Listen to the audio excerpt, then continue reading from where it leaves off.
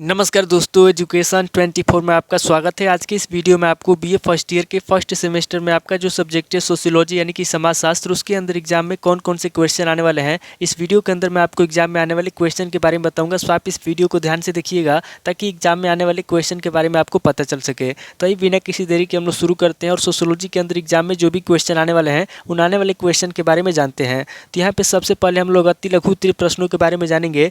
तो अति लघु उत्तरीय प्रश्नों में पहले प्रश्न की बात की जाए तो यहाँ पर का पहला प्रश्न दिया हुआ है, सामाजिक गतिशीलता से आप क्या समझते हैं। पहला क्वेश्चन कह रहा है जो सामाजिक गतिशीलता है, यहाँ पे आपको बताना है कि सामाजिक गतिशीलता से आप क्या समझते हैं। अब अगली क्वेश्चन की बात की जाए तो यहाँ पे आपका दूसरा क्वेश्चन दिया हुआ है, सामाजिक स्तरीकरण की विशेषताएं बताइए। दूसरा क्वेश्चन कह रहा है जो सामाजिक स्तरीकरण है, यहाँ पे आपको सामाजिक स्तरीकरण की विशेषता बताना है। अब अगली क्वेश्चन की बात की जाए तो यहाँ पे आपका तीसरा क्वेश्चन दिया हुआ है, जनरीतियों और लोकाचार में मुख्य अंतर क्या है। तीसरा क्वेश्चन कह रहा है जो जनरीतियाँ हैं और जो लोकाचार है, इन दोनों में मुख्य अंतर क्या है। यहाँ पे आपको जनरीति और लोकाचार में मुख्य अंतर बताना है। अगली क्वेश्चन की बात की जाए तो यहाँ पे आपका चौथा क्वेश्चन दिया हुआ है, सामाजिक परिस्थिति क्या है। चौथा क्वेश्चन कह रहा है कि सामाजिक परिस्थिति क्या है, यहाँ पे आपको सामाजिक परिस्थिति के बारे में बताना है। अब अगली क्वेश्चन की बात की जाए तो यहाँ पे आपका पांचवा क्वेश्चन दिया हुआ है, एकीकरण क्या है। पांचवा क्वेश्चन कह रहा है कि एकीकरण क्या है, यहाँ पे आपको एकीकरण के बारे में बताना है। अब अगली क्वेश्चन की बात की जाए तो यहाँ पे आपका छठा क्वेश्चन दिया हुआ है, सातवीकरण क्या है। छठा क्वेश्चन कह रहा है कि सातवीकरण क्या है, यहाँ पे आपको सातवीकरण के बारे में बताना है। अगली क्वेश्चन की बात की जाए तो यहाँ पे आपका सातवां क्वेश्चन दिया हुआ है, सभ्यता से आप क्या समझते हैं। क्वेश्चन कह रहा है जो सभ्यता है उससे आप क्या समझते हैं, यहाँ पे आपको सभ्यता के बारे में बताना है। अब अगली क्वेश्चन की बात की जाए तो यहाँ पे आपका आठवां क्वेश्चन दिया हुआ है, धर्म के 4 महत्व लिखिए। आठवां क्वेश्चन कह रहा है जो धर्म है, यहाँ पे आपको धर्म के 4 महत्व लिखना है। अब अगली क्वेश्चन की बात की जाए तो यहाँ पे आपका 9वां क्वेश्चन दिया हुआ है, राज्य के प्रमुख तत्व कौन कौन से हैं उल्लेख कीजिए। 9वां क्वेश्चन कह रहा है जो राज्य है, यहाँ पे आपको बताना है कि राज्य के प्रमुख तत्व कौन कौन से हैं और यहाँ पे उन तत्वों का उल्लेख करना है। अब अगली क्वेश्चन की बात की जाए तो यहाँ पे आपका 10वां क्वेश्चन दिया हुआ है, शिक्षा का क्या अर्थ है। 10वां क्वेश्चन कह रहा है जो शिक्षा है उसका क्या अर्थ है, यहाँ पे आपको शिक्षा का अर्थ बताना है। अब अगले क्वेश्चन की बात की जाए तो यहाँ पे आपका 11वां क्वेश्चन दिया हुआ है, हिंदू विवाह के उद्देश्य बताइए। 11वां क्वेश्चन कह रहा है जो हिंदू विवाह है उसके क्या उद्देश्य हैं, यहाँ पे आपको हिंदू विवाह के उद्देश्य बताना है। अब अगले क्वेश्चन की बात की जाए तो यहाँ पे आपका 12वां क्वेश्चन दिया हुआ है, नातेदारी क्या है। 12वां क्वेश्चन कह रहा है कि नातेदारी क्या है, यहाँ पे आपको नातेदारी के बारे में बताना है। अगले क्वेश्चन की बात की जाए तो यहाँ पे आपका 13वां क्वेश्चन दिया हुआ है, पशु समाज की प्रमुख विशेषता क्या है। 13वां क्वेश्चन कह रहा है जो पशु समाज है उसकी प्रमुख विशेषता क्या है, यहाँ पे आपको पशु समाज की प्रमुख विशेषता बताना है। अब अगली क्वेश्चन की बात की जाए तो यहाँ पे आपका 14वां क्वेश्चन दिया हुआ है, प्राथमिक समूहों के 4 महत्व लिखिए। 14वां क्वेश्चन कह रहा है जो प्राथमिक समूह है, यहाँ पे आपको प्राथमिक समूहों के 4 महत्व लिखना है। अब अगली क्वेश्चन की बात की जाए तो यहाँ पे आपका 15वां क्वेश्चन दिया हुआ है, समिति की 4 विशेषताएं लिखिए। 15वां क्वेश्चन कह रहा है जो समिति है उसकी 4 विशेषता क्या है, यहाँ पे आपको समिति की 4 विशेषताएं लिखना है।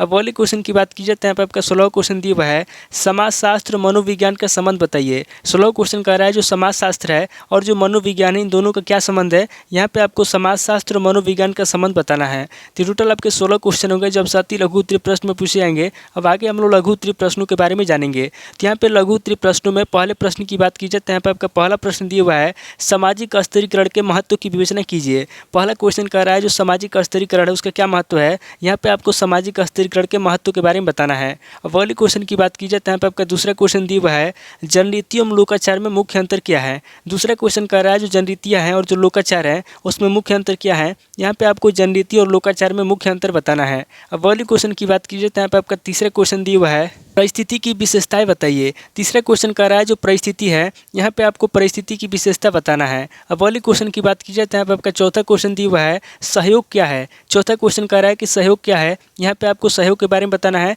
अब अगले क्वेश्चन की बात की जाए तो यहाँ पे आपका 5वां क्वेश्चन दिया हुआ है, संघर्ष की परिभाषा दीजिए। 5वां क्वेश्चन कह रहा है जो संघर्ष है उसकी क्या परिभाषा है, यहाँ पे आपको संघर्ष की परिभाषा लिखना है। अगले क्वेश्चन की बात की जाए तो यहाँ पे आपका 6ठा क्वेश्चन दिया हुआ है, संस्कृति और सभ्यता में भेद कीजिए। 6ठा क्वेश्चन कह रहा है जो संस्कृति और सभ्यता है उसमें क्या भेद है, यहाँ पे आपको संस्कृति और सभ्यता में भेद करना है, यानी कि संस्कृति और सभ्यता में अंतर बताना है। अब अगले क्वेश्चन की बात की जाए तो यहाँ पे आपका 7वां क्वेश्चन दिया हुआ है, सामान्य और विशिष्ट धर्म में अंतर बताइए। 7वां क्वेश्चन कह रहा है जो सामान्य धर्म है और जो विशिष्ट धर्म है इन दोनों में क्या अंतर है, यहाँ पे आपको सामान्य धर्म और विशिष्ट धर्म में अंतर बताना है। अब अगले क्वेश्चन की बात की जाए तो यहाँ पे आपका 8वां क्वेश्चन दिया हुआ है, शिक्षा के विभिन्न उद्देश्यों का उल्लेख कीजिए। 8वां क्वेश्चन कह रहा है जो शिक्षा है, यहाँ पे आपको शिक्षा के विभिन्न उद्देश्यों के बारे में बताना है और विभिन्न उद्देश्यों का उल्लेख करना है। अब अगले क्वेश्चन की बात की कीजिए तो यहाँ पे आपका 9 क्वेश्चन दिया हुआ है, विवाह के सामाजिक महत्व क्या है। 9 क्वेश्चन कह रहा है जो विवाह है उसके सामाजिक महत्व क्या है, यहाँ पे आपको विवाह के सामाजिक महत्व बताना है। अब वाले क्वेश्चन की बात कीजिए तो यहाँ पे आपका 10वां क्वेश्चन दिया हुआ है, नातेदारी का महत्व बताइए।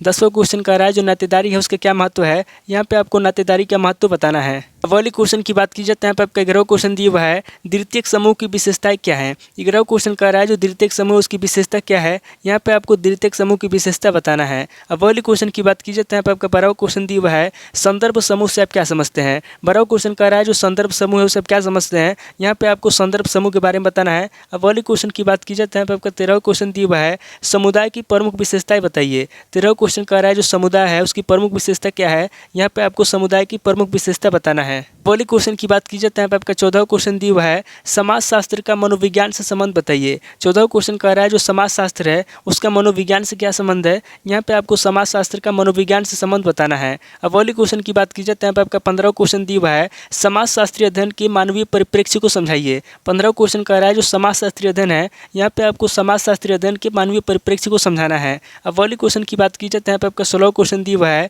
समाजशास्त्र की वैज्ञानिक प्रकृति की व्याख्या कीजिए। 16वां क्वेश्चन कह रहा है जो समाजशास्त्र की वैज्ञानिक प्रकृति है, यहाँ पे आपको समाजशास्त्र की वैज्ञानिक प्रकृति की व्याख्या करना है। तो टोटल आपके 16 क्वेश्चन हो गए जब से लघु उत्तरीय प्रश्न में पूछे जाएंगे। अब आगे हम लोग दीर्घ उत्तरीय प्रश्नों के बारे में जानेंगे। तो यहाँ पे दीर्घ उत्तरीय प्रश्नों में पहले प्रश्न की बात कीजिए तो यहाँ पे आपका पहला प्रश्न दिया हुआ है, सामाजिक अस्थिरीकरण से आप क्या समझते हैं। सामाजिक अस्थिरीकरण की प्रमुख विशेषताओं के विवेचन कीजिए। पहला क्वेश्चन कह रहा है कि सामाजिक अस्थिरीकरण से आप क्या समझते हैं, यहाँ पे आपको सबसे पहले सामाजिक अस्थिरीकरण के बारे में बताना है, उसके बाद आगे आपको सामाजिक अस्थिरीकरण की प्रमुख विशेषताओं का विवेचन करना है। अब वाले क्वेश्चन की बात कीजिए तो यहाँ पे आपका दूसरा क्वेश्चन दिया हुआ है, सामाजिक संरचना की अवधारणा स्पष्ट कीजिए। दूसरा क्वेश्चन कह रहा है जो सामाजिक संरचना है, यहाँ पे आपको सामाजिक संरचना की प्रमुख अवधारणा स्पष्ट करना है। अब वाले क्वेश्चन की बात कीजिए तो यहाँ पे आपका तीसरा क्वेश्चन दिया हुआ है, संघर्ष से आप क्या समझते हैं, इसकी विशेषताओं और महत्व की विवेचना कीजिए। दूसरा क्वेश्चन कह रहा है कि संघर्ष से आप क्या समझते हैं, यहाँ पे आपको सबसे पहले संघर्ष के बारे में बताना है, उसके बाद आगे आपको इसकी विशेषता बताना है और इसके महत्व की विवेचना करना है। अब वाले क्वेश्चन की बात कीजिए तो यहाँ पे आपका चौथा क्वेश्चन दिया हुआ है, संस्कृति से आप क्या समझते हैं, इसकी विशेषताओं की व्याख्या कीजिए। चौथा क्वेश्चन कह रहा है कि संस्कृति से आप क्या समझते हैं, यहाँ पे आपको सबसे पहले संस्कृति के बारे में बताना है, उसके बाद आगे आपको इसकी विशेषताओं की व्याख्या करना है। अब वाले क्वेश्चन की बात कीजिए तो यहाँ पे आपका पांचवा क्वेश्चन दिया हुआ है, मानव जीवन में शिक्षा के कार्य और महत्व की विवेचना कीजिए। पांचवा क्वेश्चन कह रहा है जो मानव जीवन में शिक्षा के कार्य हैं, यहाँ पे आपको सबसे पहले मानव जीवन में शिक्षा के कार्य बताना है, उसके बाद आगे आपको शिक्षा के महत्व की विवेचना करना है। अगले क्वेश्चन की बात कीजिए तो यहाँ पे आपका छठा क्वेश्चन दिया हुआ है, विवाह की परिभाषा दीजिए, विवाह के क्या उद्देश्य है स्पष्ट कीजिए। छठा क्वेश्चन कह रहा है कि विवाह की परिभाषा दीजिए, यहाँ पे आपको सबसे पहले विवाह की परिभाषा लिखना है, उसके बाद आगे आपको विवाह के क्या उद्देश्य है उसको स्पष्ट करना है। अब वाले क्वेश्चन की बात कीजिए तो यहाँ पे आपका सातवां क्वेश्चन दिया हुआ है, परिवार के प्रमुख प्रकारों का विवेचन कीजिए। सातवां क्वेश्चन कह रहा है जो परिवार है, यहाँ पे आपको परिवार के प्रमुख प्रकारों के बारे में बताना है। अब वाले क्वेश्चन की बात कीजिए तो यहाँ पे आपका आठवां क्वेश्चन दिया हुआ है, समिति को परिभाषित कीजिए तथा इसकी विशेषताओं का उल्लेख कीजिए। आठवां क्वेश्चन कह रहा है जो समिति है, यहाँ पे आपको सबसे पहले समिति की परिभाषा लिखना है, उसके बाद आगे आपको समिति की विशेषताओं का उल्लेख करना है। अब वाले क्वेश्चन की बात कीजिए तो यहाँ पे आपका 9वां क्वेश्चन दिया हुआ है, समाजशास्त्र और इतिहास के मध्य संबंध बताइए। 9वां क्वेश्चन कह रहा है जो समाजशास्त्र है और जो इतिहास है इन दोनों के मध्य क्या संबंध है, यहाँ पे आपको समाजशास्त्र इतिहास के मध्य संबंध बताना है। अब वाले क्वेश्चन की बात कीजिए तो यहाँ पे आपका 10वां क्वेश्चन दिया हुआ है, आधुनिक काल में समाजशास्त्र की उत्पत्ति एवं विकास पर प्रकाश डालिए। 10वां क्वेश्चन कह रहा है जो आधुनिक काल है, यहाँ पे आपको आधुनिक काल में समाजशास्त्र की उत्पत्ति के बारे में बताना है और उसके विकास पर प्रकाश डालना है। तो टोटल आपके 10 क्वेश्चन हो गए जब से दीर्घ उत्तरीय प्रश्न में पूछे जाएंगे। तो इस वीडियो के अंदर मैंने आपको अति लघु उत्तरीय प्रश्न, लघु उत्तरीय प्रश्न और दीर्घ उत्तरीय प्रश्न तीनों तरह के प्रश्नों के बारे में बता दिया। सो आप इन तीनों तरह के प्रश्नों को नोट कर लीजिए और किसी किताब से सीरीज से मिलाकर के याद कर लीजिए। तो दोस्तों आज इस वीडियो को मैं पे स्किप करता हूँ, मिलता हूँ आपसे नेक्स्ट वीडियो में। अगर आपको वीडियो अच्छा लगा तो वीडियो को लाइक कीजिए, शेयर कीजिए और कमेंट करके बताइए कि आपको नेक्स्ट वीडियो किस टॉपिक के ऊपर चाहिए। थैंक यू दोस्तों।